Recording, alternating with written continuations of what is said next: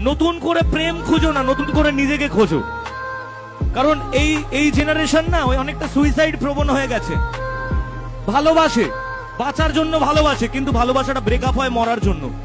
প্রত্যেকটা সম্পর্ক ব্রেকআপের পর হাত কাটবে, পা কাটবে, এই করবে সেই করবে, কত কি করে। আমার বক্তব্য একটাই, বস নিজেকে তৈরি করো, নিজের জন্য বাঁচো। যে তোমাকে ছেড়ে গেছে সে তোমার জন্য কোনোদিন আসেনি। আর যে জিনিস একবার তোমাকে ছেড়ে চলে যায় তার দিকে জীবনে তাকাতে নেই। কারণ কথায় আছে, যেদিন তুমি হেসেছিলে সেদিন আমি কেঁদেছিলাম, যেদিন তুমি হেসেছিলে সেদিন তোমার জন্য আমি কেঁদেছিলাম। আর আজ আমি একা নই, আমরা সবাই মিলে হাসি একসাথে, আর তুমি সেখানে বসে কাঁদো।